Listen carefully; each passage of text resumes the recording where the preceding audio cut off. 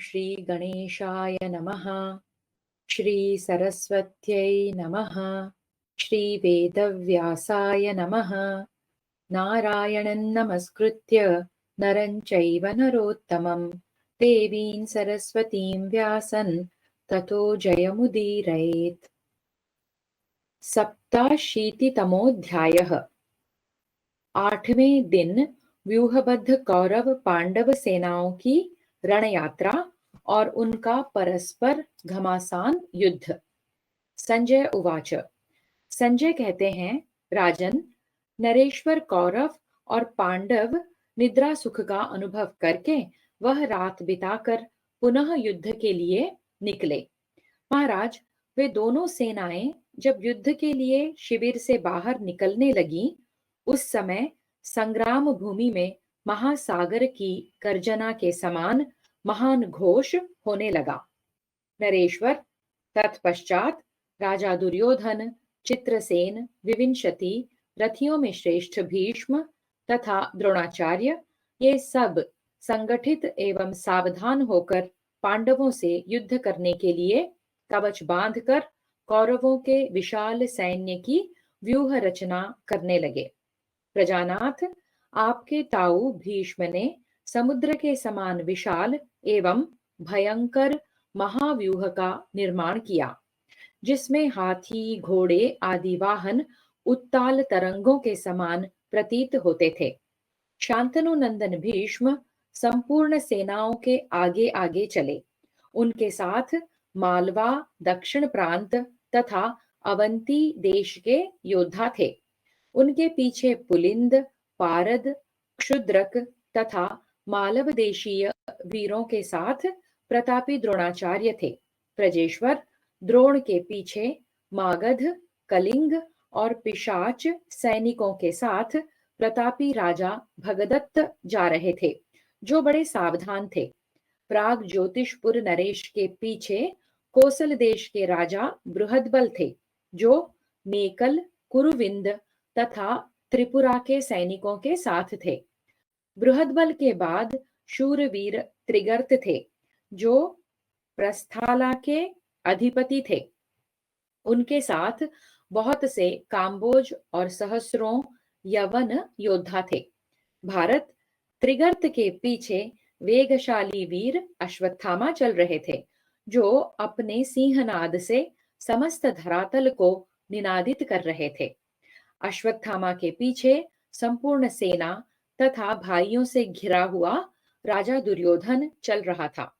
दुर्योधन के पीछे शरद्वान के पुत्र कृपाचार्य चल रहे थे।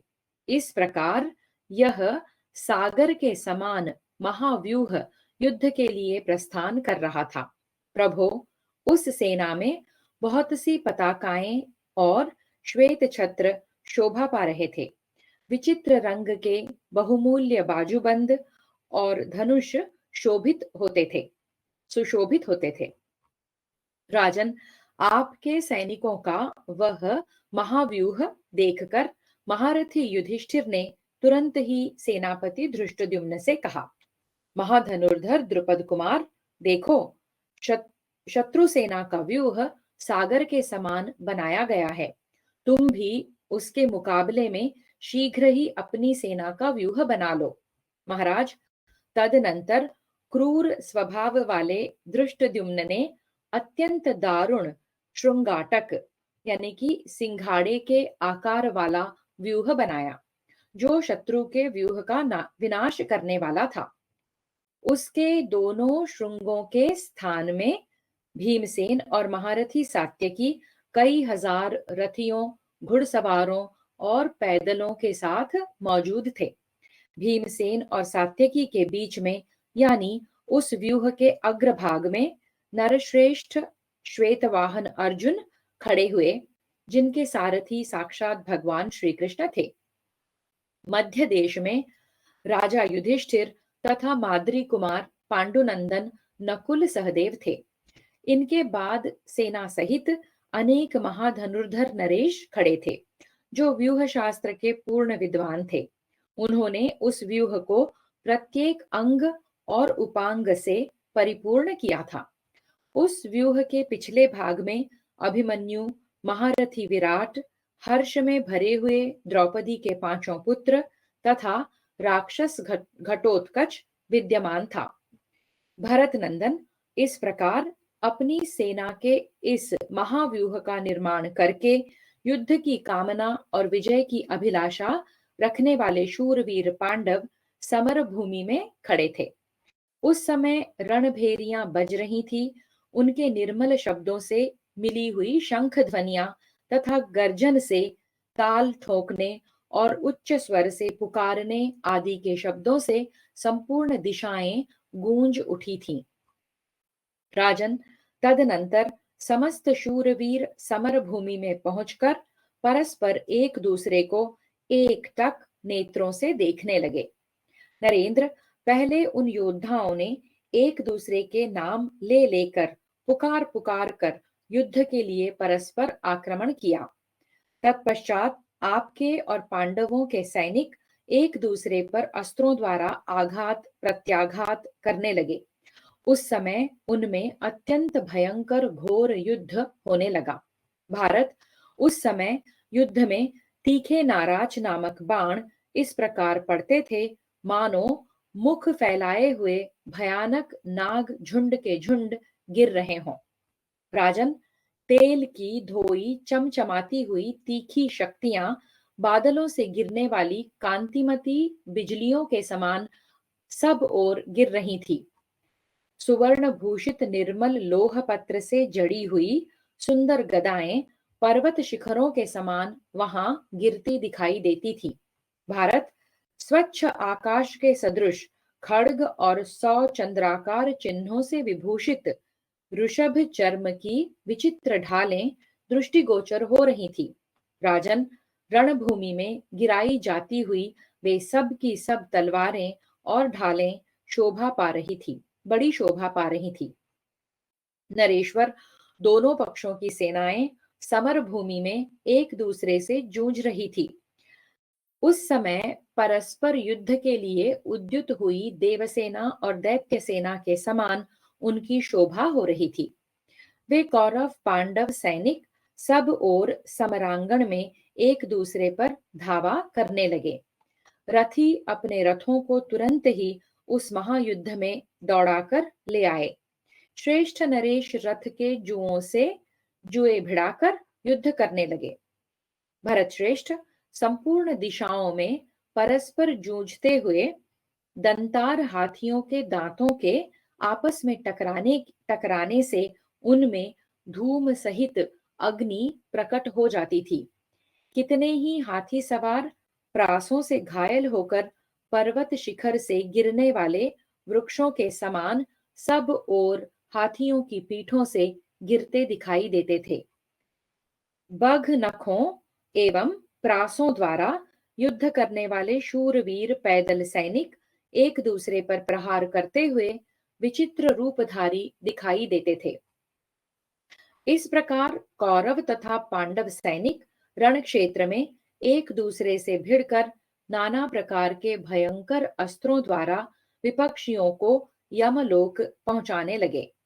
इतने में ही शांतनु कुमार भीष्म अपने रथ की घरघराहट से संपूर्ण दिशाओं को गुंजाते और धनुष की टंकार से लोगों को मूर्छित करते हुए समर भूमि में पांडव सैनिकों पर चढ़ आए। उस समय धृष्टद्युम्न आदि पांडव महारथी भी भयंकर नाद करते हुए युद्ध के लिए सन्नद्ध होकर उनका सामना करने को दौड़े। भरत नंदन, फिर तो आपके और पांडवों के योद्धाओं में परस्पर घमासान युद्ध छिड़ गया। पैदल, घुड़सवार, रथी और हाथी एक दूसरे से गुथ गए। इस प्रकार श्री महाभारत भीष्म पर्व के अंतर्गत भीष्म वध पर्व में 8वें दिन के युद्ध से संबंध रखने वाला 87वां अध्याय पूरा हुआ। 88तमोऽध्यायः। भीष्म का पराक्रम, भीमसेन के द्वारा धृतराष्ट्र के 8 पुत्रों का वध तथा दुर्योधन और भीष्म की युद्ध विषयक बातचीत। संजय उवाच। संजय कहते हैं, राजन, जैसे तपते हुए सूर्य की ओर देखना कठिन होता है, उसी प्रकार जब भीष्म उस समर में कुपित हो सब ओर अपना प्रताप प्रकट करने लगे, उस समय पांडव सैनिक उनकी ओर देख न सके। तदनंतर धर्मपुत्र युधिष्ठिर की आज्ञा से समस्त सेनाएं गंगानंदन भीष्म पर टूट पड़ी, जो अपने तीखे बाणों से पांडव सेना का मर्दन कर रहे थे। युद्ध की स्पृहा रखने वाले भीष्म अपने बाणों के द्वारा सोमक, सृंजय और पांचाल महाधनुर्धरों को रणभूमि में गिराने लगे। भीष्म के द्वारा घायल किए जाते हुए वे सोमक यानी कि सृंजय और पांचाल भी मृत्यु का भय छोड़कर तुरंत भीष्म पर ही टूट पड़े। राजन, वीर शांतनु नंदन भीष्म उस युद्ध के मैदान में सहसा उन रथियों की भुजाओं और मस्तकों को काट काट कर गिराने लगे। आपके ताऊ देवव्रत ने बहुत से रथियों को रथहीन कर दिया। घोड़ों से घुड़सवारों के मस्तक कट कट कर गिरने लगे। महाराज, हमने देखा भीष्म के अस्त्र से मूर्छित हो बहुत से पर्वताकार गजराज रणभूमि में पड़े हैं और उनके पास कोई मनुष्य नहीं है। प्रजानाथ, उस समय वहां रथियों में श्रेष्ठ महाबली भीमसेन के सिवा पांडव पक्ष का कोई भी वीर भीष्म के सामने नहीं ठहर सका। वे ही युद्ध में भीष्म का सामना करते हुए उन पर अपने बाणों का प्रहार कर रहे थे। भीष्म और भीमसेन में युद्ध होते समय संपूर्ण सेनाओं में भयंकर कोलाहल मच गया और पांडव हर्ष में भरकर जोर जोर से सिंहनाद करने लगे।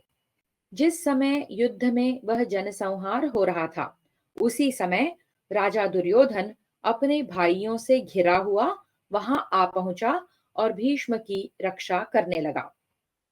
उसी समय रथियों में श्रेष्ठ भीमसेन ने भीष्म के सारथी को मार डाला। फिर तो उनके घोड़े उस रथ को लेकर रणभूमि में चारों ओर दौड़ दौड़ लगाने लगे। राजेंद्र, भयंकर पराक्रमी भीमसेन युद्ध में सब ओर विचरने लगा। उस समय आपके पुत्र सुनाभ ने भीमसेन पर धावा किया और उन्हें 7 तीखे बाणों से बींध डाला। भारत, तब भीमसेन ने भी अत्यंत कुपित होकर झुकी हुई गांठ वाले क्षुरप्र नामक बाण से शीघ्र ही सुनाभ का सिर काट दिया। उस तीखे क्षुरप्र से मारा जाकर वह पृथ्वी पर गिर पड़ा। महाराज, आपके उस महारथी पुत्र के मारे जाने पर उसके 7 रणवीर भाई जो वहीं मौजूद थे, भीमसेन का यह अपराध सहन न कर सके। आदित्य केतु, बहवाशी, कुंडधार, महोदर, अपराजित, पंडितक और अत्यंत दुर्जय वीर विशालाक्ष, ये सातों शत्रुमर्दन भाई विचित्र वेशभूषा से सुसज्जित हो विचित्र कवच और ध्वज धारण किए संग्राम भूमि में युद्ध की इच्छा से पांडुपुत्र भीमसेन पर टूट पड़े। जैसे वृत्र विनाशक इंद्र ने नमूची नामक दैत्य पर प्रहार किया था, उसी प्रकार महोदर ने समर भूमि में अपने वज्र सरीखे 9 बाणों से भीमसेन को घायल कर दिया। महाराज, आदित्य केतु ने 70, बहवाशी ने 5, कुंडधार ने 90, विशालाक्ष ने 5 और अपराजित ने महारथी महाबली भीमसेन को पराजित करने के लिए उन्हें बहुत से बाणों द्वारा पीड़ित किया। पंडितक ने उस युद्ध में 3 बाणों से भीमसेन को घायल कर दिया। तब भीम उस रण क्षेत्र में शत्रुओं द्वारा किए हुए प्रहार को सहन न कर सके। उन शत्रुसूदन वीर ने बाएं हाथ से धनुष को अच्छी तरह दबाकर झुकी हुई गांठ वाले बाण से समर भूमि में आपके पुत्र अपराजित का सुंदर नासिका से युक्त मस्तक काट डाला। भीमसेन से पराजित हुए अपराजित का मस्तक धरती पर जा गिरा। तत्पश्चात भीमसेन ने एक दूसरे भल्ल के द्वारा सब लोगों के देखते देखते महारथी कुंडधार को यमराज के लोक में भेज दिया। भरत नंदन तब अमेय आत्मबल से संपन्न भीम ने समर में पुनः एक बाण का संधान करके उसे पंडितक की ओर चलाया। जैसे काल प्रेरित सर्प किसी मनुष्य को शीघ्र ही डस कर लापता हो जाता है, उसी प्रकार वह बाण पंडितक की हत्या करके धरती में समा गया। उसके बाद उदार हृदय वाले भीम ने अपने पूर्व क्लेशों का स्मरण करके 3 बाणों द्वारा विशालाक्ष के मस्तक को काटकर धरती पर गिरा दिया। राजन, तत्पश्चात उन्होंने महाधनुर्धर महोदर की छाती में एक नाराज से प्रहार किया। उसके उससे मारा जाकर वह युद्ध में धरती पर गिर पड़ा। भारत तदनंतर भीम ने रण क्षेत्र में एक बाण से आदित्य केतु की ध्वजा काटकर अत्यंत तीखे भल्ल के द्वारा उसका मस्तक भी काट दिया। इसके बाद क्रोध में भरे हुए भीमसेन ने झुकी हुई गांठ वाले बाण से मारकर बहवाशी को यमलोक भेज दिया। प्रजानाथ, तब आपके दूसरे पुत्र भीमसेन के द्वारा सभा में की हुई उस प्रतिज्ञा को सत्य मानकर वहां से भाग खड़े हुए। भाइयों के मरने से राजा दुर्योधन को बड़ा कष्ट हुआ, अतः उसने आपके समस्त सैनिकों को आज्ञा दी कि इस भीमसेन को युद्ध में मार डालो। प्रजानाथ, इस प्रकार ये आपके महाधनुर्धर पुत्र अपने भाइयों को मारा गया देख उन बातों की याद करने लगे जिन्हें महाज्ञानी विदुर ने कहा था। वे सोचने लगे, दिव्यदर्शी विदुर ने हमारे कुशल एवं हित के लिए जो बात कही थी वह आज सिर पर आ गई। जनेश्वर, आपने अपने पुत्रों के प्रति प्रेम के कारण लोभ और मोह के वशीभूत हो विदुर ने पहले जो सत्य एवं हित की महत्वपूर्ण बात बताई थी उस पर ध्यान नहीं दिया।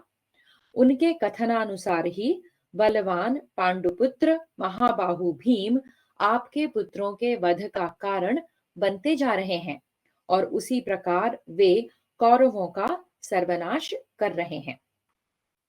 उस समय राजा दुर्योधन युद्ध भूमि में भीष्म के पास जाकर महान दुख से व्याप्त एवं अत्यंत शोकमग्न होकर विलाप करने लगे।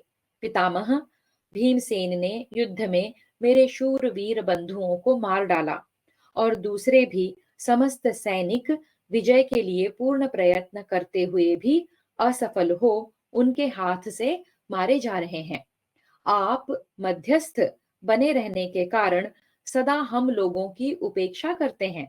मैं बड़े बुरे मार्ग पर चढ़ आया, मेरे इस दुर्भाग्य को देखिए। यह क्रूरतापूर्ण वचन सुनकर आपके ताऊ भीष्म अपने नेत्रों से आंसू बहाते हुए वहां दुर्योधन से इस प्रकार बोले, तात, मैंने, द्रोणाचार्य ने, विदुर ने तथा यशस्विनी गांधारी देवी ने भी पहले ही यह सब बात कह दी थी, परंतु तुमने इस पर ध्यान नहीं दिया। शत्रुसूदन, मैंने पहले ही यह निश्चय प्रकट कर दिया था कि तुम्हें मुझे या द्रोणाचार्य को युद्ध में किसी प्रकार भी नहीं लगाना चाहिए, क्योंकि हम लोगों का कौरवों तथा पांडवों के प्रति समान स्नेह है।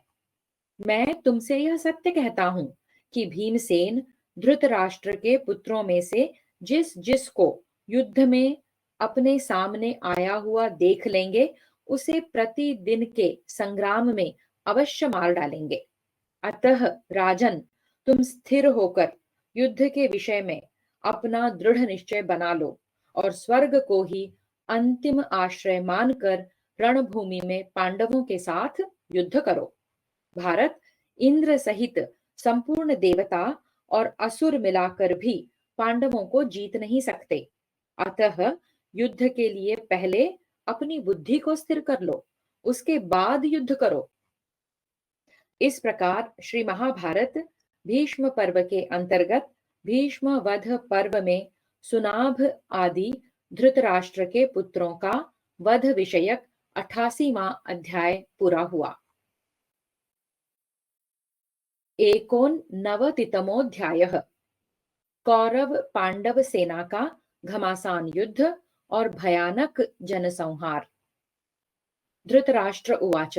धृतराष्ट्र बोले, संजय, एकमात्र भीमसेन के द्वारा युद्ध में मेरे बहुत से पुत्रों को मारा गया देख भीष्म, द्रोण और कृपाचार्य ने क्या किया? मेरे पुत्र प्रतिदिन नष्ट होते जा रहे हैं। सूत, मेरा तो ऐसा विश्वास है कि हम लोग सर्वथा अत्यंत दुर्भाग्य के मारे हुए हैं। दुर्भाग्य के अधीन होने के कारण ही मेरे पुत्र हारते जा रहे हैं, विजयी नहीं हो रहे हैं। जहां भीष्म, द्रोण, महामना कृपाचार्य, वीरवर भूरिश्रवा, भगदत्त, अश्वत्थामा तथा युद्ध में पीठ न दिखाने वाले अन्य शूरवीरों के बीच में रहकर भी मेरे पुत्र प्रतिदिन संग्राम में मारे जाते हैं, वहां दुर्भाग्य के सिवा और क्या कारण हो सकता है?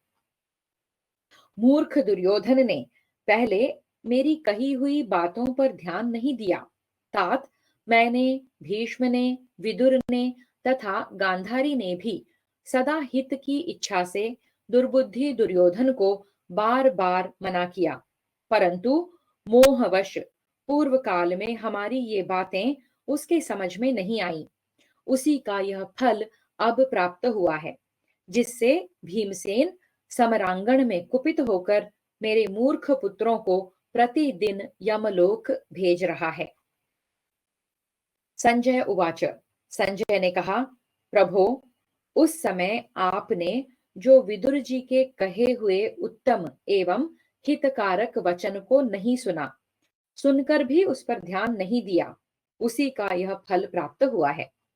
उन्होंने कहा था कि आप अपने पुत्र को जुआ खेलने से रोकिए, पांडवों से द्रोह न कीजिए। आपका हित चाहने वाले अन्यान्य सुहृदों ने भी आपसे वे ही बातें कही थी, परंतु जैसे मरणासन्न पुरुष को हितकारक औषधि अच्छी नहीं लगती, उसी प्रकार आप उन हितकर वचनों को सुनना भी नहीं चाहते थे। अतः श्रेष्ठ विदुर ने जैसा बताया था वैसा ही परिणाम आपके सामने आया है। विदुर, द्रोण, भीष्म तथा अन्य हितैषियों के हितकर वचनों को न मानने के कारण इन कौरवों का नाश हो रहा है, इन कौरवों का विनाश हो रहा है। प्रजापालक नरेश, यह सब तो पहले से ही प्राप्त है। अब आप जिस प्रकार युद्ध हुआ उसका यथावत समाचार सुनिए। राजन, उस दिन दोपहर होते होते बड़ा भयंकर संग्राम होने लगा, जो संपूर्ण जगत के योद्धाओं का विनाश करने वाला था। वह सब मैं कह रहा हूं, सुनिए।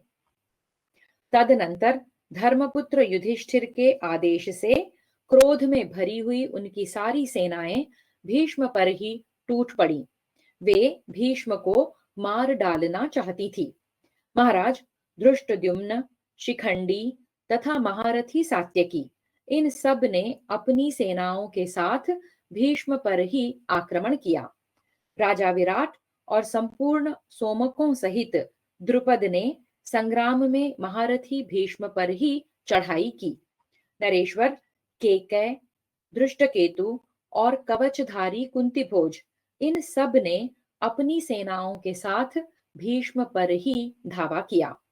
अर्जुन, द्रौपदी के पांचों पुत्र और पराक्रमी चेकितान, ये दुर्योधन के भेजे हुए समस्त राजाओं पर चढ़ आए।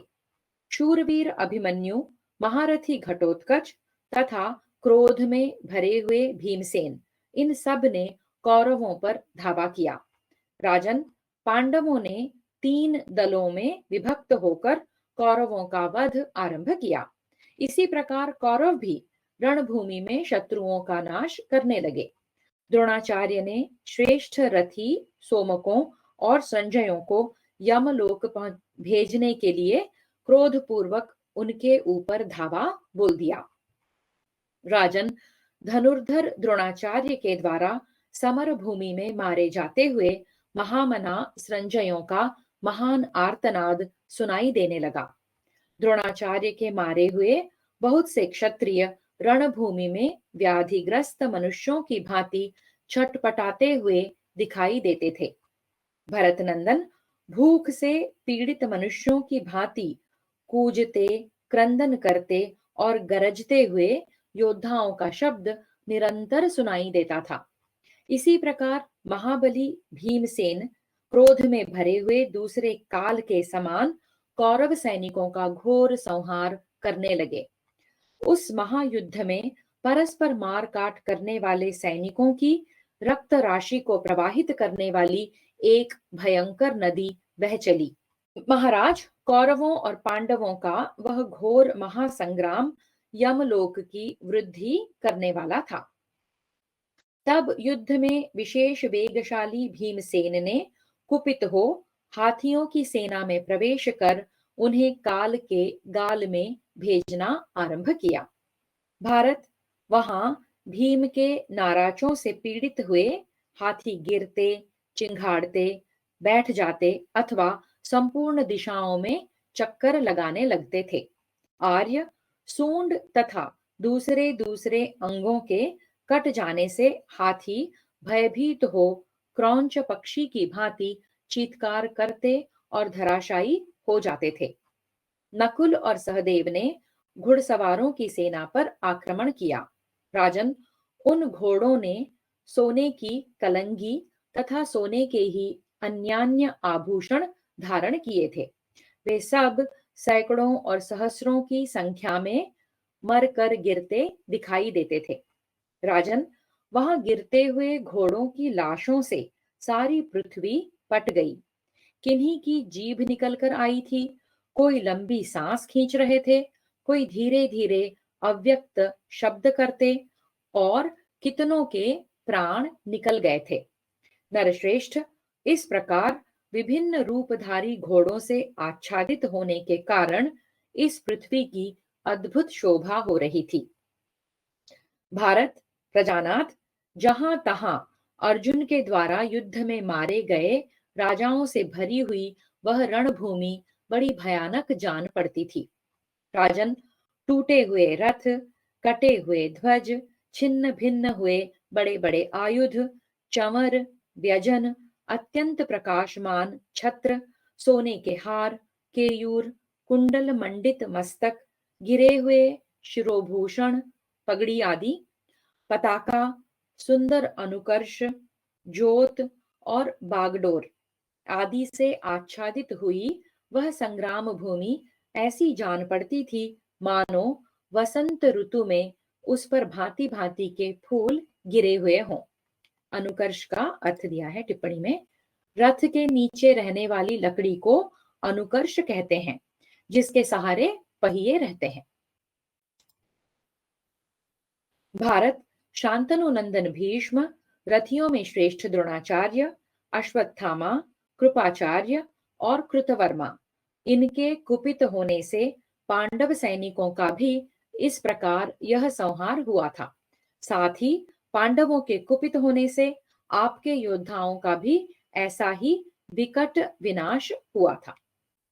इस प्रकार श्री महाभारत भीष्म पर्व के अंतर्गत भीष्म वध पर्व में 8वें दिन के युद्ध से संबंध रखने वाला 89वां अध्याय पूरा हुआ।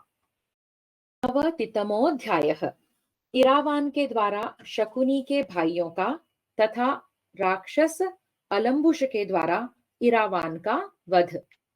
संजय उवाच।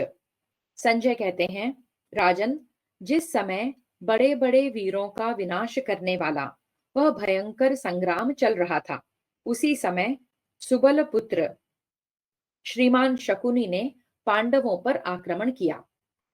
नरेश्वर, इसी प्रकार शत्रुवीरों का विनाश करने वाले सात्वत वंशी कृतवर्मा ने उस संग्राम में पांडवों की सेना पर आक्रमण किया। तत्पश्चात काम्बोज देश के अच्छे घोड़े, दरियाई घोड़े, मही, स्विंधु, वनायु, आरट्ट तथा पर्वतीय प्रांतों में रहने वाले सुंदर घोड़े, इन सब की बहुत बड़ी सेना के द्वारा सब ओर से घिरा हुआ, शत्रुओं को संताप देने वाला पांडुनंदन अर्जुन का बलवान पुत्र इरावान हर्ष में भरकर रणभूमि में कौरवों की उस सेना पर चढ़ आया। उसके साथ तित्तिर प्रदेश के शीघ्रगामी घोड़े भी मौजूद थे, जो वायु के समान वेगशाली थे। वे सब के सब सोने के आभूषणों से विभूषित थे। उनके शरीर में कवच बंधे हुए थे और उन्हें सुंदर साज बाज से सजाया गया था। वे सभी घोड़े अच्छी जाति के तथा वायु के तुल्य शीघ्रगामी थे। अर्जुन का पराक्रमी पुत्र श्रीमान इरावान नागराज कौरव्य की पुत्री के गर्भ से बुद्धिमान अर्जुन द्वारा उत्पन्न किया गया था। नागराज की वह पुत्री संतानहीन थी। उसके मनोनीत पति को गरुड़ ने मार डाला था, जिससे वह अत्यंत दीन एवं दयनीय हो रही थी। ऐरावत वंशी कौरव्य नाग ने उसे अर्जुन को अर्पित किया और अर्जुन ने काम के अधीन हुई उस नाग कन्या को भार्या रूप में ग्रहण किया था। इस प्रकार यह अर्जुन पुत्र उत्पन्न हुआ था। वह सदा मातृकुल में ही रहा। जो नागराज की पुत्री का जो पति है उसके बारे में एक टिप्पणी है। यहाँ मूल में पतौ पाठ है। व्याकरण के अनुसार पति शब्द का सप्तमी के एक वचन में पत्यौ रूप होता है। अतः जहाँ पतौ पद का प्रयोग है, वहां मुख्य पति का वाचक पति शब्द नहीं है। पतिरी वाचरतीति पति। इस व्युत्पत्ति के अनुसार आचार क्विबंत पति शब्द का यहाँ प्रयोग है, जिसका अर्थ है पति सदृश।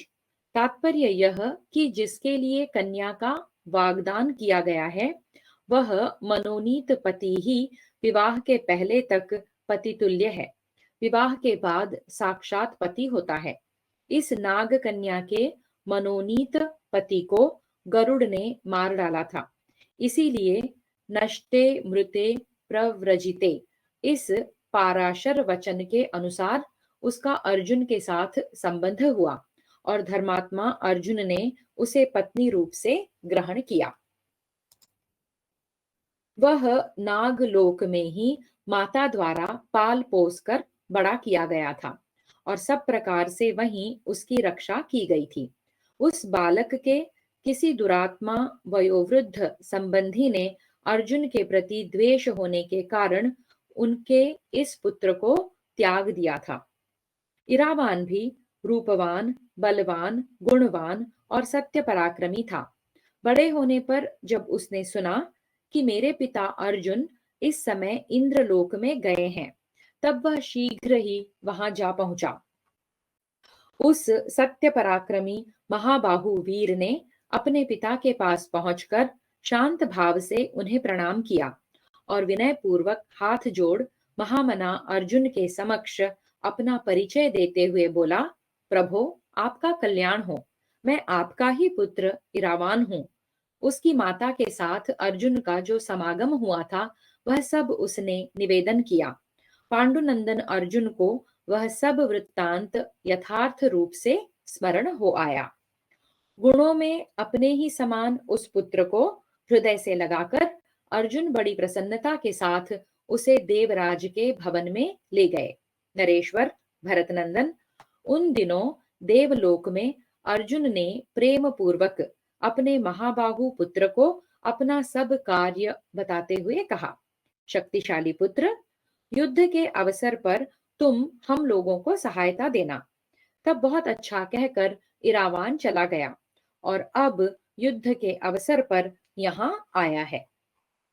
नरेश्वर, इरावान के साथ इच्छानुसार रूप, रंग और वेग वाले बहुत से घोड़े मौजूद थे। वे सब के सब सोने के शिरोभूषण धारण करने वाले तथा मन के समान वेगशाली थे। उनके रंग अनेक प्रकार के थे। राजन, वे घोड़े महासागर में उड़ने वाले हंसों के समान सहसा उछले और आपके मन के समान वेगशाली अश्वों के समुदाय में पहुंचकर छाती से उनकी छाती में तथा नासिका से एक दूसरे की नासिका पर चोट करने लगे। वे सहसा वेगपूर्वक टकराकर पृथ्वी पे गिरते थे। वे अश्वों के समुदाय परस्पर टकराकर जब गिरते थे, उस समय गरुड़ के वेगपूर्वक उतरने के समान भयंकर शब्द सुनाई देता था। राजन, इसी प्रकार आपके और पांडवों के घुड़सवार युद्ध में एक दूसरे से भिड़कर आपस में भयंकर मार काट कर रहे थे। इस प्रकार अत्यंत भयानक घमासान युद्ध छिड़ जाने पर दोनों पक्षों के अश्व समूह चारों ओर नष्ट हो गए। शूरवीर योद्धाओं के पास बाण समाप्त हो गए, उनके घोड़े मारे गए। वे परिश्रम से पीड़ित हो परस्पर घात प्रतिघात करते हुए विनष्ट हो गए। भारत, इस प्रकार जब घुड़सवारों की सेना नष्ट हो गई और उसका अल्प भाग ही अवशिष्ट रह गया, उस अवस्था में शकुनी के शूरवीर भाई युद्ध के मुहाने पर निकले, जिनका स्पर्श वायु वेग के समान दुस्सह था, जो वेग में वायु की समानता करते थे। ऐसे बल संपन्न नई अवस्था वाले उत्तम घोड़ों पर सवार हो गज, गवाक्ष, वृषभ, चर्मवान, आर्जव और शुक, ये 6 बलवान वीर अपनी विशाल सेना से बाहर निकले। यद्यपि शकुनी ने उन्हें मना किया, अन्यान्य महाबली योद्धाओं ने भी उन्हें रोका, तथापि वे युद्ध कुशल महाबली रौद्र रूपधारी क्षत्रिय कवच आदि से सुसज्जित हो युद्ध के लिए निकल पड़े। महाबाहो, उस समय उन युद्ध दुर्मद गांधार देशीय वीरों ने विजय अथवा स्वर्ग की अभिलाषा लेकर विशाल सेना के साथ पांडव वाहिनी के परम दुर्जय व्यूह का भेदन करके हर्ष और उत्साह से परिपूर्ण हो उसके भीतर प्रवेश किया। तब उन्हें सेना के भीतर प्रविष्ट हुआ देख पराक्रमी इरावान ने भी समर भूमि में भयंकर अस्त्र शस्त्र वाले अपने विचित्र योद्धाओं से कहा, वीरों, तुम सब लोग संग्राम में ऐसी नीति बना लो जिससे दुर्योधन के ये समस्त योद्धा अपने सेवकों और सवारियों सहित मार डाले जाएं। तब बहुत अच्छा कहकर ऐसा कहकर इरावान के समस्त सैनिकों ने उन 6 वीरों के सैन्य समूह को, जो समरांगण में दूसरों के लिए दुर्जय था, मार डाला। अपनी सेना को समर भूमि में शत्रु की सेना द्वारा मार गिराई गई देख सुबल के सभी पुत्र उसे सह न सके। उन्होंने इरावान पर धावा करके उसे सब ओर से घेर लिया। वे 6 शूर तीखे प्रासों से मारते और एक दूसरे को बढ़ावा देते हुए इरावान पर टूट पड़े तथा उसे अत्यंत व्याकुल करने लगे। उन महामनस्वी वीरों के तीखे प्रासों से क्षत विक्षत होकर इरावान बहते हुए रक्त से नहा उठा। अंकुशों से घायल हुए हाथी के समान व्याकुल हो गया। राजन, वह अकेला था और उस पर प्रहार करने वालों की संख्या बहुत थी। वह आगे पीछे और अगल बगल में अत्यंत घायल हो गया था, तो भी धैर्य के कारण व्यथित नहीं हुआ। अब इरावान को भी बड़ा क्रोध हुआ। शत्रु नगरी पर विजय पाने वाले उस वीर ने समर में तीखे बाणों द्वारा बींध कर उन सब को मूर्छित कर दिया। शत्रुओं का दमन करने वाले इरावान ने अपने शरीर से वेग पूर्वक प्रासों को निकालकर उन्हीं के द्वारा रणभूमि में सुबल पुत्रों पर प्रहार किया। तत्पश्चात तीखी तलवार और ढाल निकालकर इरावान ने युद्ध में सुबल पुत्रों को मार डालने की इच्छा से तुरंत उनके ऊपर पैदल ही धावा किया। तदनंतर सुबल पुत्रों में प्राण शक्ति पुनः लौट आई, अतः वे सब के सब सचेत होने पर पुनः क्रोध में भर गए और इरावान पर दौड़ पड़े। इरावान भी बल के अभिमान में उन्मत्त हो अपने हाथों की फुर्ती दिखाता हुआ खड्ग के द्वारा उन समस्त सुबल पुत्रों का सामना करने लगा। वह अकेला बड़ी फुर्ती से पैतरे बदल रहा था और वे सभी सुबल पुत्र शीघ्रगामी घोड़ों द्वारा विचर रहे थे। तो भी वे अपने में उसकी अपेक्षा कोई विशेषता न ला सके। तदनंतर इरावान को भूमि पर स्थित देख वे सभी सुबल पुत्र युद्ध में उसे पुनः भली भांति घेर कर बंदी बनाने की तैयारी करने लगे। तब शत्रुसूदन इरावान के निकट आने पर कभी दाहिने कभी बाएं हाथ से तलवार घुमाकर उसके द्वारा शत्रुओं के अंगों को छिन्न भिन्न कर दिया। उन सब के आयुधों और भूषण भूषित भुजाओं को भी उसने काट डाला। इस प्रकार अंग अंग कट जाने से वे प्राण शून्य हो मर कर धरती पर गिर पड़े। महाराज, वृषभ बहुत घायल हो गया था, तो भी वीरों का उच्छेद करने वाले उस महाभयंकर संग्राम में उसने अपने आप को किसी प्रकार मुक्त कर लिया।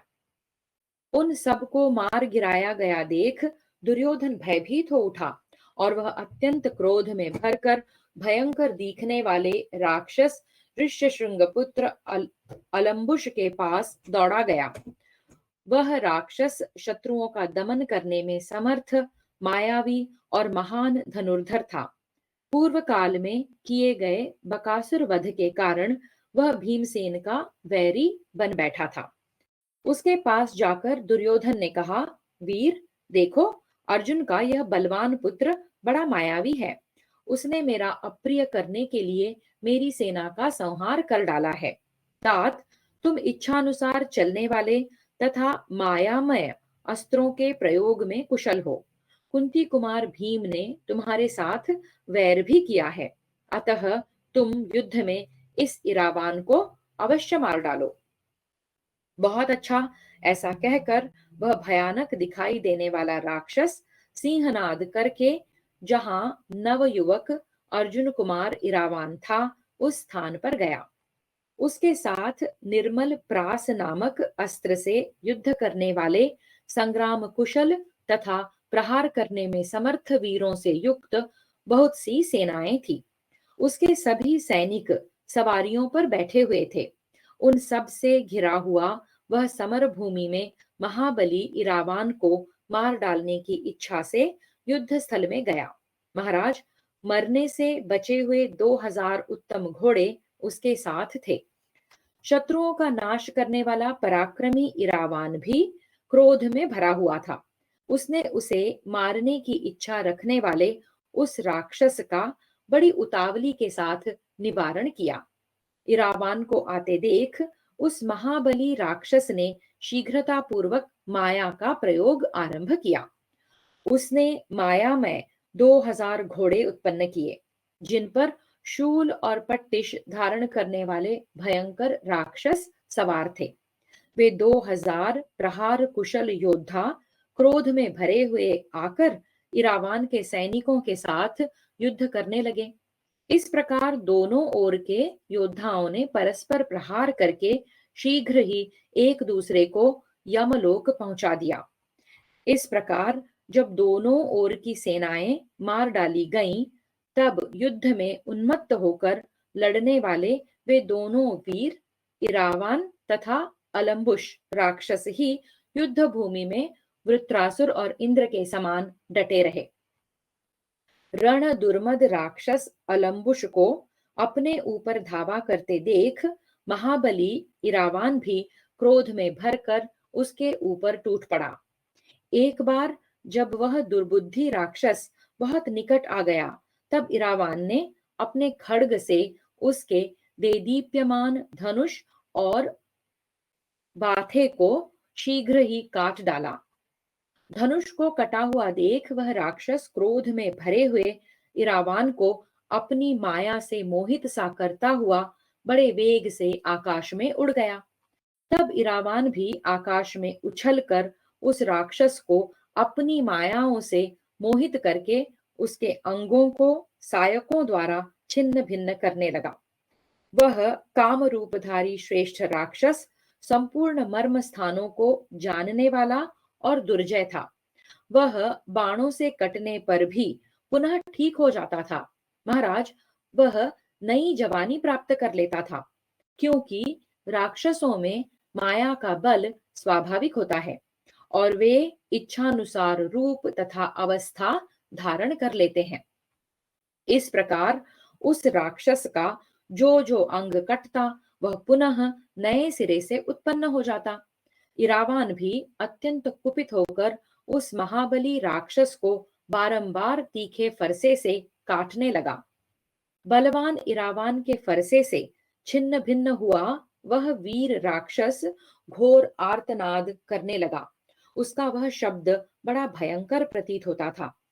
फरसे से बारंबार छिदने के कारण राक्षस के शरीर से बहुत सा रक्त बह गया।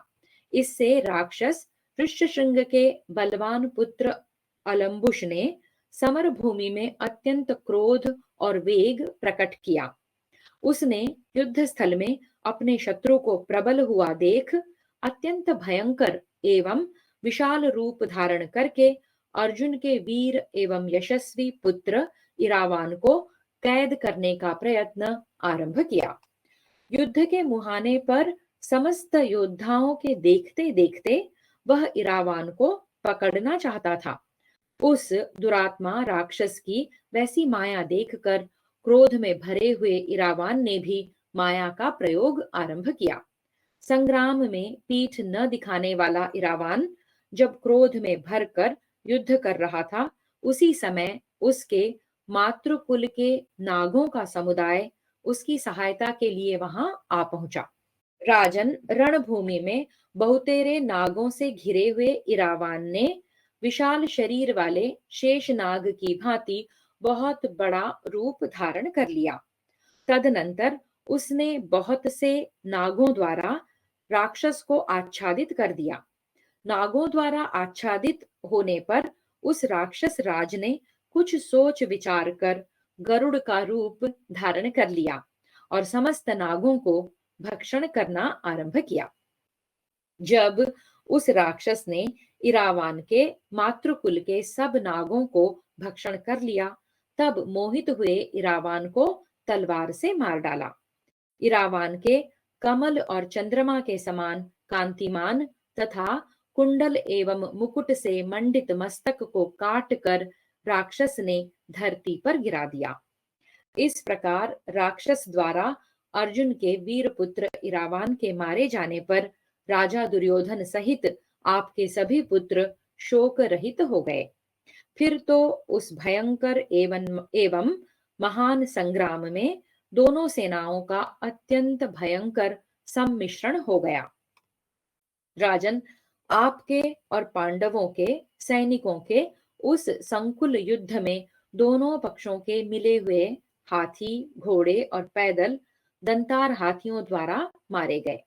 रथ, घोड़े और हाथियों को पैदल योद्धाओं ने मार गिराया तथा बहुत से पैदल रथियों के समूह और घुड़सवार रथी योद्धाओं के द्वारा मार डाले गए।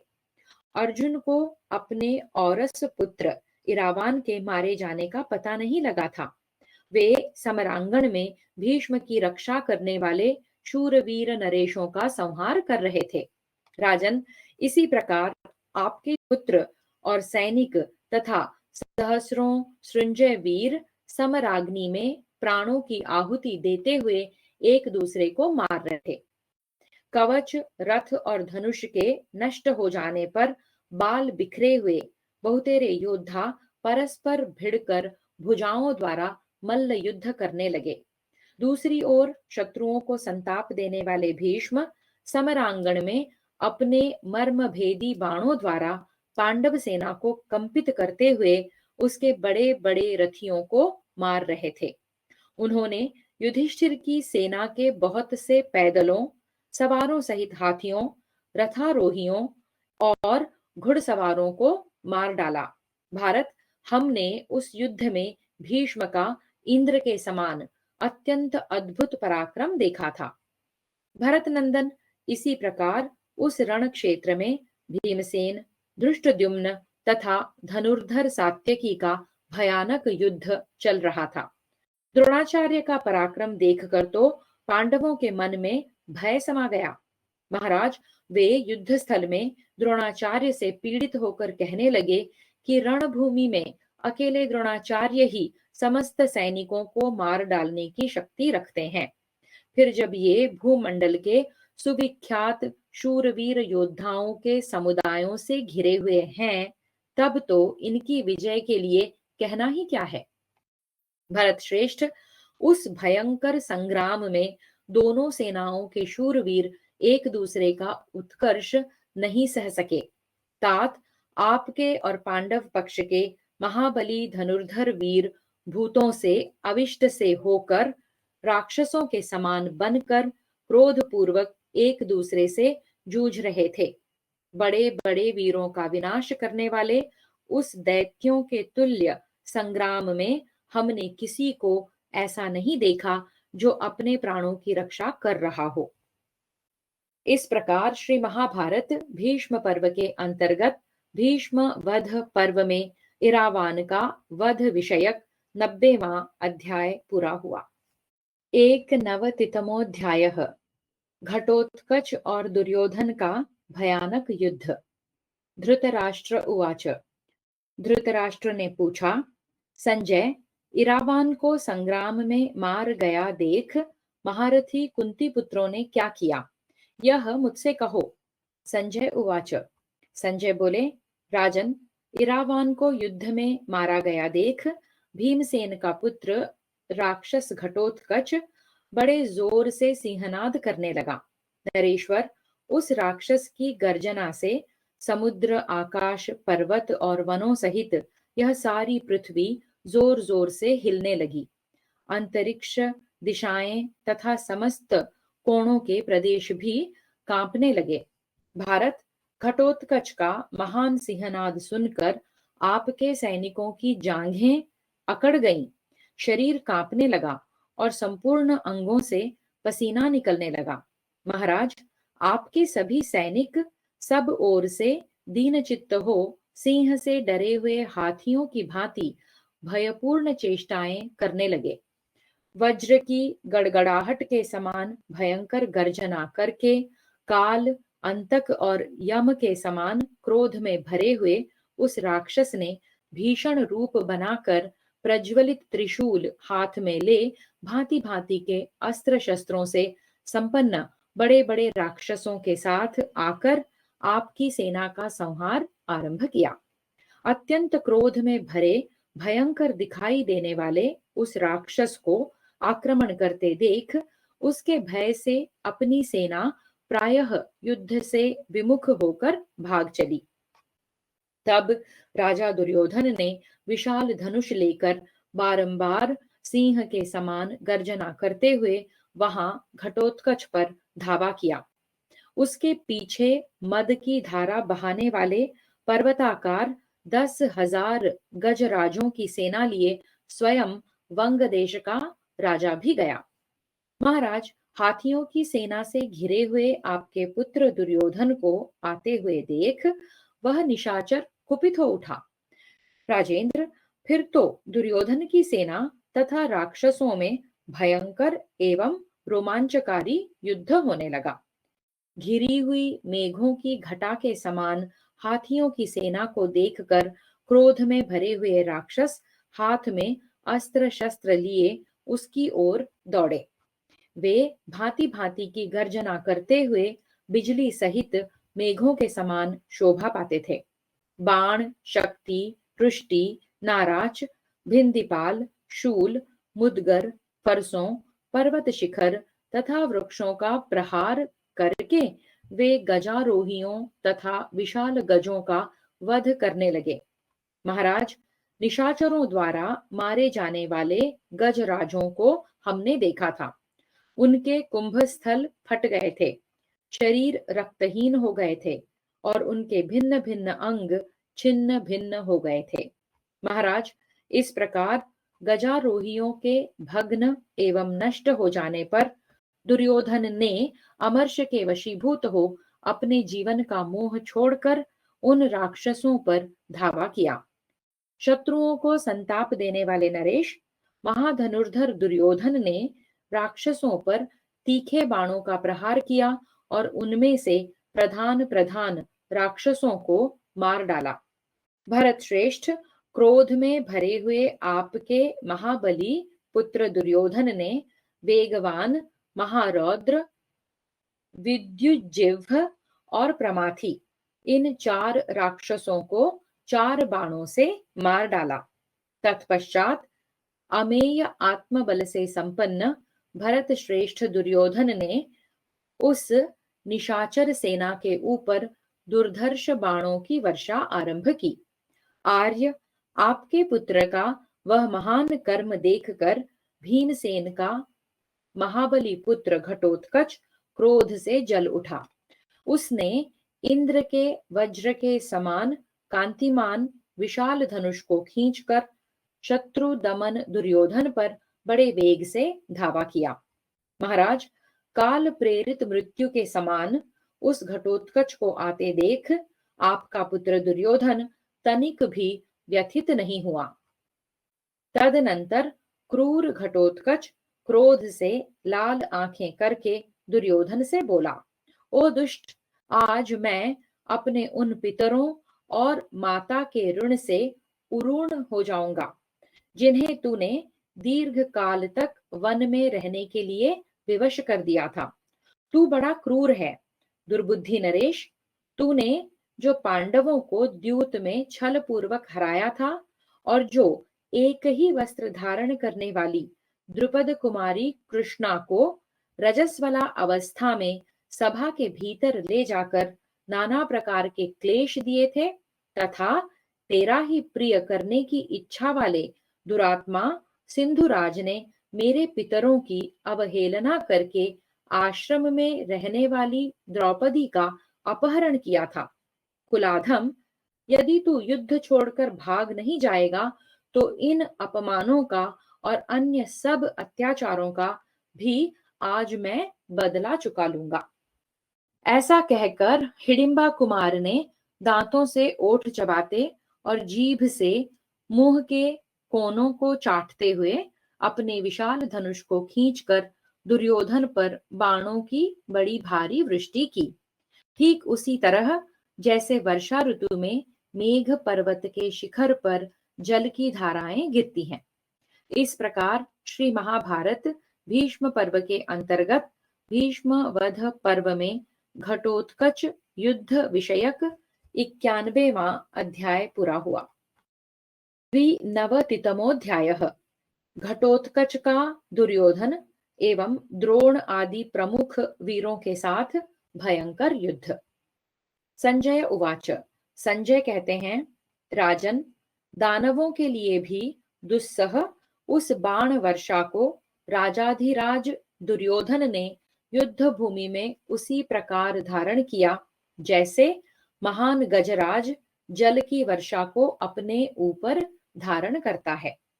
भरत श्रेष्ठ, उस समय क्रोध में भरकर फुफकारते हुए सर्प के समान लंबी सांस खींचता हुआ आपका पुत्र दुर्योधन जीवन रक्षा को लेकर भारी संशय में पड़ गया। उसने अत्यंत तीखे 25 नाराज छोड़े।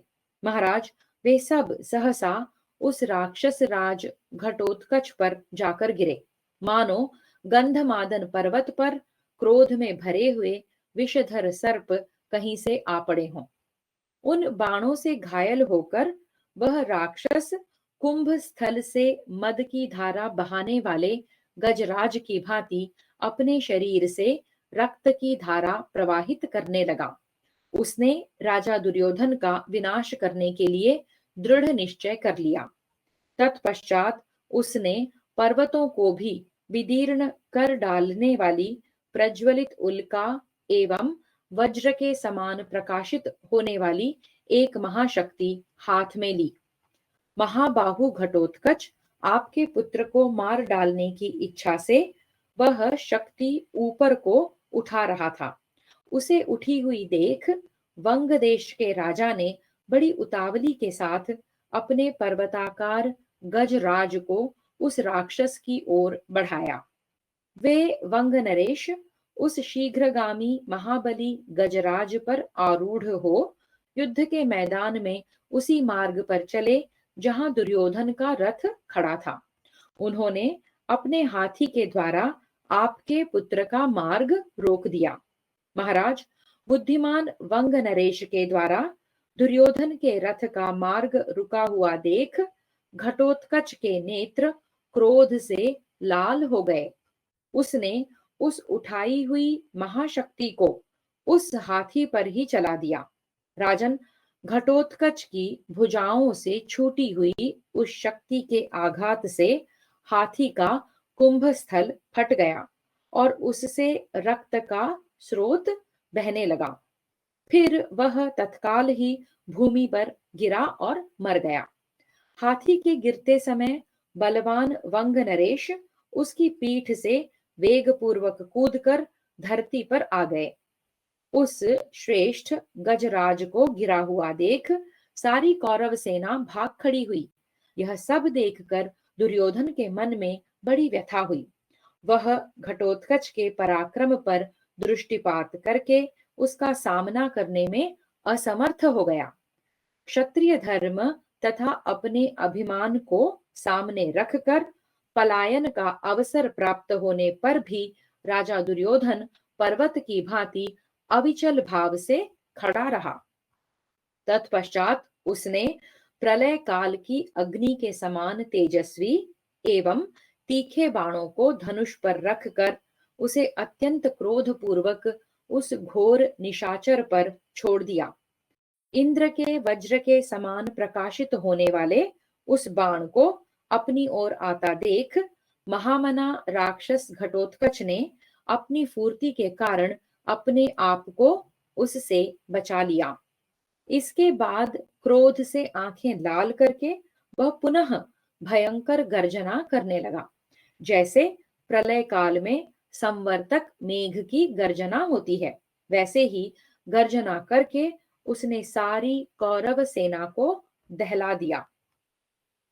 उस भयानक राक्षस की वह घोर गर्जना सुनकर शांतनु नंदन भीष्म ने द्रोणाचार्य के पास जाकर इस प्रकार कहा, आचार्य, यह राक्षस के मुख से निकली हुई जैसी घोर गर्जना सुनाई देती है। उससे अनुमान होता है कि अवश्य ही हिडिंबा का पुत्र घटोत्कच राजा दुर्योधन के साथ जूझ रहा है। इसे कोई भी प्राणी संग्राम में जीत नहीं सकता। अतः आपका कल्याण हो, वहां जाइए और राजा दुर्योधन की रक्षा कीजिए। जान पड़ता है महाभाग दुर्योधन उस महाकाय राक्षस के आक्रमण का शिकार हो रहा है। शत्रुओं को संताप देने वाले वीरों, आपके तथा हम सब लोगों के लिए यही सर्वोत्तम कृत्य है। भीष्म की यह बात सुनकर सब महारथी उत्तम वेग का आश्रय ले बड़ी उतावली के साथ उस स्थान पर गए जहां कुरुराज दुर्योधन मौजूद था। द्रोणाचार्य, सोमदत्त, बाहलीक, जयद्रथ, कृपाचार्य, भूरिश्रवा, शल्य, अवंतिका राजकुमार, बृहदबल, अश्वत्थामा, विकर्ण, चित्रसेन, विविंशति तथा उनके अनुयायी अनेक सहस्र रथी, ये सब लोग राक्षस के द्वारा आक्रांत हुए आपके पुत्र दुर्योधन की रक्षा करने के लिए गए। उन महारथियों से पालित होकर वह सेना अजेय हो गई। युद्ध में आतताई दुर्योधन को आते देख राक्षस शिरोमणि महाबाहु घटोत्कच मैनाक पर्वत की भांति अविचल भाव से खड़ा रहा। उसके जाति बंधु हाथों में शूल, मुदगर आदि नाना प्रकार के अस्त्र शस्त्र लेकर उसे सब ओर से घेरे हुए थे। उसने एक विशाल धनुष ले रखा था। तदनंतर राक्षस शिरोमणि घटोत्कच तथा दुर्योधन की सेना में रोमांचकारी एवं भयंकर युद्ध होने लगा। महाराज, रणभूमि में सब ओर बांसों के दग्ध हो जाने के या होने के समान धनुषों की टंकार का भयंकर शब्द सुनाई देने लगा। राजन, देहधारियों के कवचों पर पड़ने वाले अस्त्रों का ऐसा शब्द होता था मानो पर्वत विदीर्ण हो रहे हों। प्रजानाथ, वीरों की भुजाओं से छोड़े गए तोमर जब आकाश में आते, उस समय उनका स्वरूप तीव्र गति से उड़ने वाले सर्पों के समान जान पड़ता था। तदनंतर महाबाहु राक्षस राज घटोत्कच ने अत्यंत क्रुद्ध हो भैरव गर्जना करते हुए अपने विशाल धनुष को खींचकर अर्धचंद्राकार बाण से दुर्योधन के धनुष को काट डाला। फिर एक भल्ल के द्वारा सोमदत्त के ध्वज को खंडित करके सिंहनाद किया। तत्पश्चात 3 बाणों से बाहलिक की छाती में गहरी चोट पहुंचाई। एक बाण से कृपाचार्य को और 3 से चित्रसेन को भी बींध डाला। इसके बाद उसने धनुष को पूर्ण रूप से खींचकर उस पर उत्तम रीति से बाणों का संधान करके विकर्ण के गले की हंसली में गहरी चोट पहुंचाई। इससे विकर्ण अपने रथ के पिछले भाग में व्याकुल होकर बैठ गया।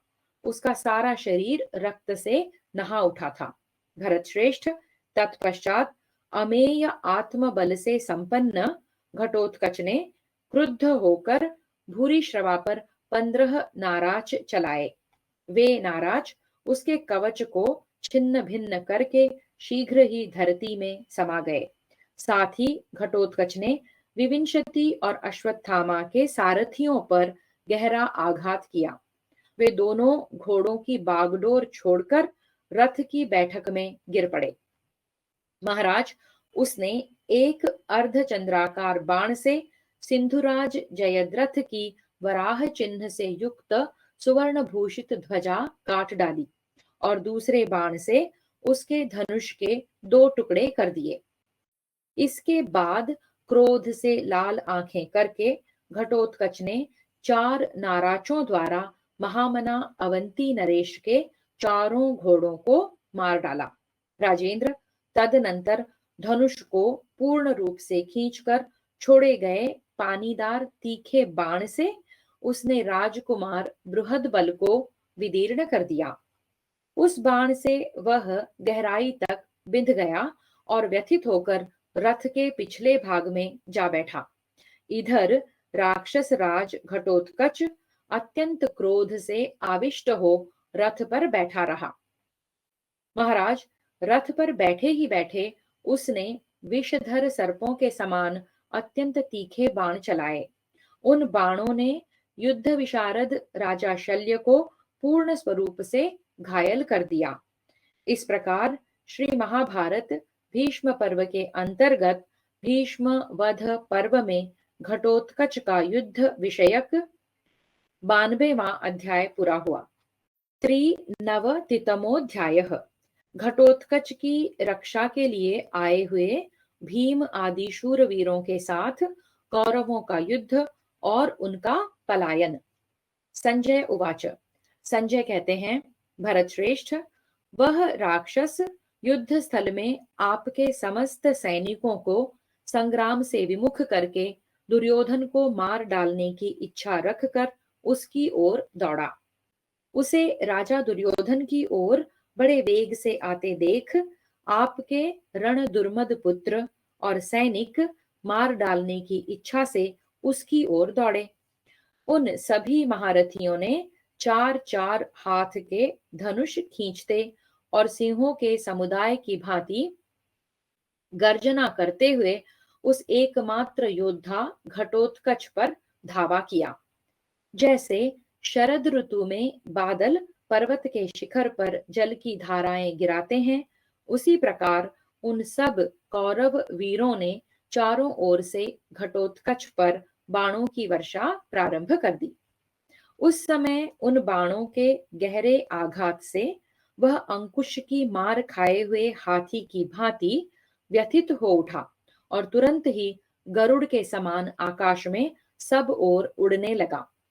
आकाश में स्थित होकर शरद ऋतु के बादल की भांति वह अपने भयंकर स्वर से अंतरिक्ष, दिशाओं तथा विदिशाओं को गुंजाता हुआ जोर जोर से गर्जना करने लगा। भरत श्रेष्ठ, राक्षस घटोत्कच की उस गर्जना को सुनकर राजा युधिष्ठिर ने शत्रु दमन भीमसेन से इस प्रकार कहा। राक्षस घटोत्कच कौरव महारथियों से निश्चय ही युद्ध कर रहा है। भैरवनाद करते हुए उस राक्षस का जैसा शब्द सुनाई देता है, उससे यही जान पड़ता है। मैं उस राक्षस शिरोमणि पर बहुत बड़ा भार देख रहा हूं। उधर पितामह भीष्म भी अत्यंत क्रोध में भरकर पांचालों को मार डालने के लिए उद्यत हैं। उनकी रक्षा के लिए अर्जुन शत्रुओं से युद्ध करते हैं। महाबाहो, अपने ऊपर दो कार्य उपस्थित हैं। ऐसा जानकर तुम जाओ और अत्यंत संशय में पड़े हुए हिडिंबा कुमार की रक्षा करो। भाई की यह आज्ञा मानकर भीमसेन सिंहनाद से संपूर्ण नरेशों को भयभीत करते हुए बड़ी उतावली के साथ वहां से चल दिए। राजन, जैसे पूर्णिमा को समुद्र बड़े वेग से बढ़ता है, उसी प्रकार भीमसेन अत्यंत वेग से आगे बढ़े। उनके पीछे सत्यधृति, रणदुर्मद रणदुर्मद सौचित्ती, श्रीनिमान, वसुदान, काशीराज के पुत्र अभिभू, अभिमन्यु आदि योद्धा, द्रौपदी के पांचों महारथी पुत्र, पराक्रमी क्षत्रदेव, क्षत्रधर्मा, अनूप देश के राजा नील, जिन्हें अपने बल का पूरा भरोसा था, इन सब वीरों ने विशाल रथ सेना के साथ हिडिंबा कुमार घटोत्कच को सब ओर से घेर लिया। सदा उन्मत्त रहने वाले प्रहार कुशल 6,000 गजराजों के साथ आकर उपर्युक्त वीरों ने एक साथ ही राक्षस राज घटोत्कच की रक्षा की। वे महान सिंहनाद, रथ के पहियों की घरघराहट और घोड़ों की टाप पड़ने वाले होने वाले महान शब्द के द्वारा वसुधा को कंपित कर रहे थे।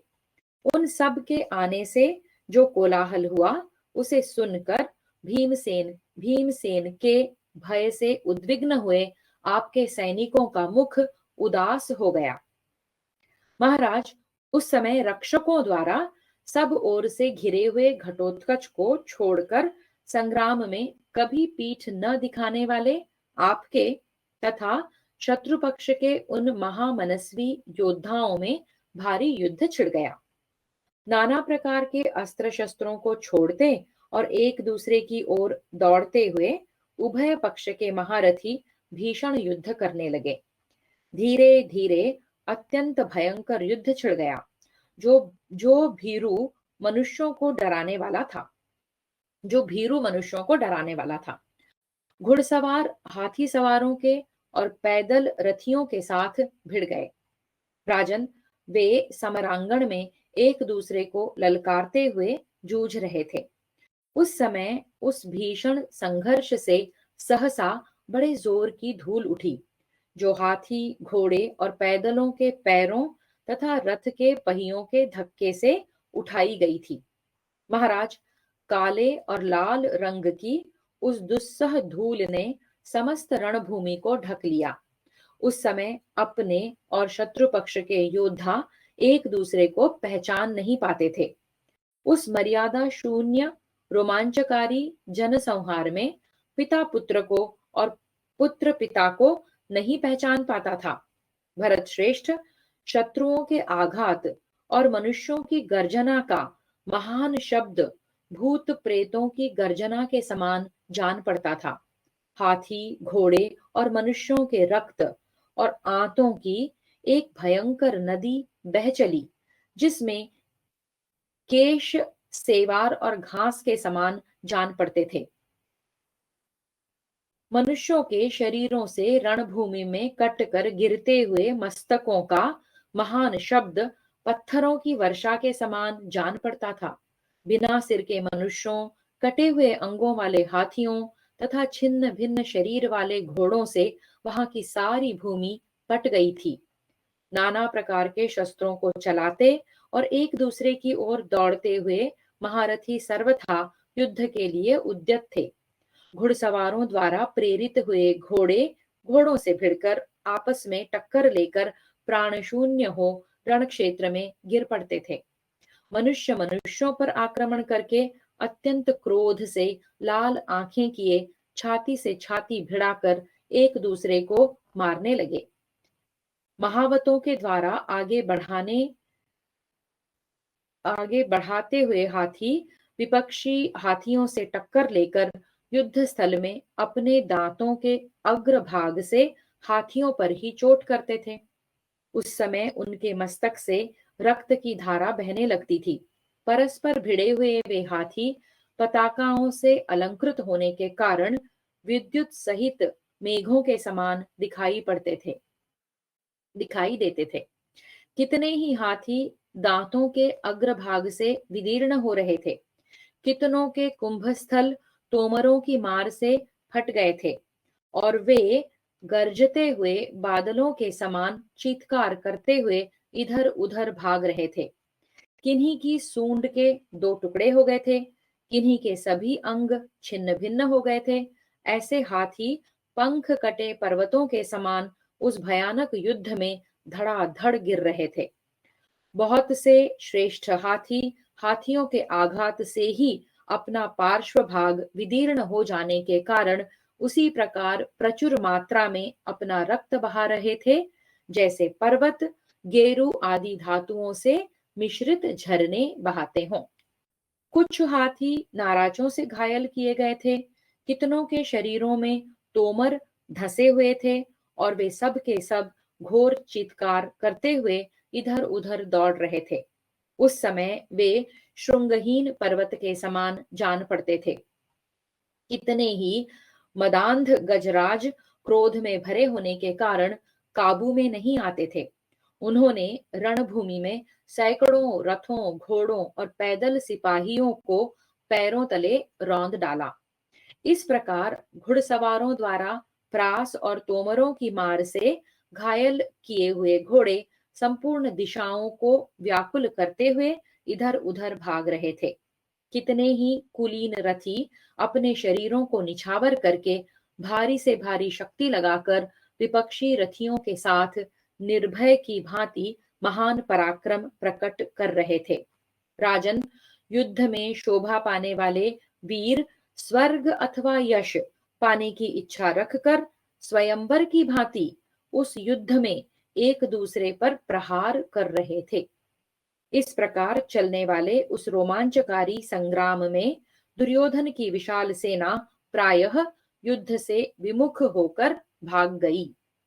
इस प्रकार श्री महाभारत भीष्म पर्व के अंतर्गत भीष्म वध पर्व में संकुल युद्ध विषयक 93वां अध्याय पूरा हुआ।